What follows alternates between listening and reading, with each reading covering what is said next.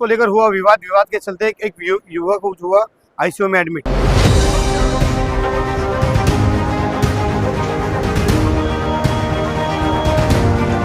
मैं हूं मुनव्वर और आप देख रहे हैं लोकहित। इस वक्त मैं मौजूद हूं मानकुर के लल्लू भाई कंपाउंड इलाके के बाद, जहां पर हीरानंदानी बिल्डिंग है।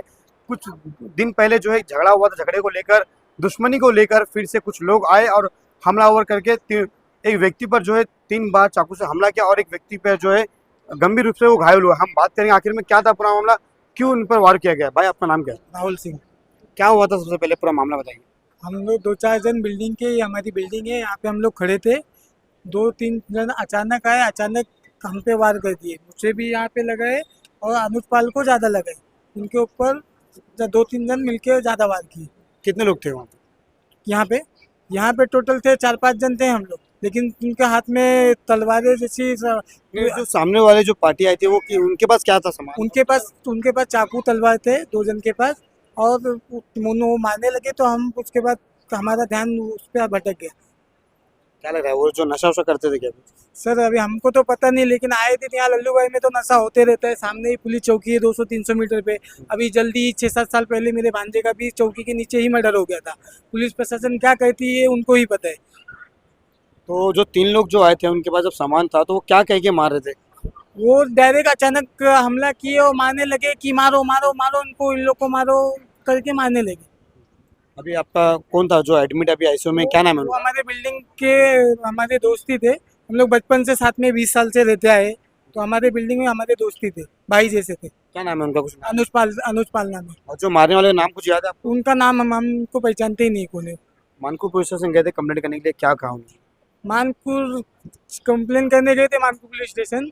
वहाँ पे तो आश्वासन दिए कि होगा, लेकिन अगर आश्वासन तो पहले भी मिला था मेरे भांजे के टाइम, लेकिन उसके बाद सही से हुआ नहीं कार्रवाई। जो एक बार वो लिख देते हैं उनके हिसाब से, उसके बाद कार्रवाई होती नहीं है। वो हम चाहेंगे कि उनके ऊपर कार्रवाई हो, और हम चाहेंगे लल्लू भाई में जो आए दिन ये घटना हो रही है उसके लिए कुछ कड़ी से कड़ी उनको कम से कम नंगा करके लल्लू भाई में तोड़ा के मारे, कि लोगों के अंदर दहशत आवे कि यहाँ पे ऐसा करेंगे तो यहाँ पे की पुलिस प्रशासन ऐसी है कि जो ऐसा कर सकती है। जिस तरह से पूना पुलिस स्टेशन ने किया था, एक गुंडे को जो है नंगे दौड़ाया था रोड पर, उसी तरह के से यहाँ पे भी होना चाहिए। यहाँ पे भी जरूर होना चाहिए, यहाँ जरूर होना चाहिए। और आए दिन यहाँ पे कुछ ना कुछ होते रहता है, 2-3 दिन में मर्डर होते रहता है, कुछ ना कुछ होते रहते हैं। यहाँ पे आए दिन यहाँ नशा करते हैं लोग। कितने बार पुलिस कंप्लेन किए, कभी कुछ हुआ नहीं। अगर जीतू भाई क्या कहेंगे आप? एक सोशल एक्टिविटी हो लगातार, जो ये जो विवाद होता है, वारदात जो सामने आती है, क्या कहेंगे इस बारे को, क्या लग रहा है आपको? मुनव्वर भाई, जैसे कि आपने देखा कुछ दिनों पहले मंडाला में जो घटना घटी, अभी 2 से 3 दिन पहले की घटना है, वहाँ पे मर्डर हो गया। और उसके बाद में आज इस युवक को इस तरह से पीटा गया है कि मतलब एकदम नाजुक हालत में।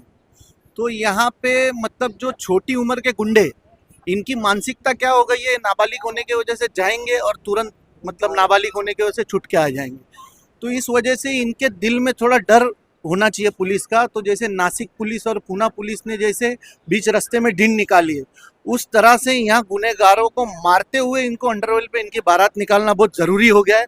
क्योंकि 3 पैसे के टपोरी, 2 पैसे के लुक्खे जो भाई है, इनकी तादाद यहाँ पे मानकुर गोवंडी में बहुत ज़्यादा बढ़ गई है।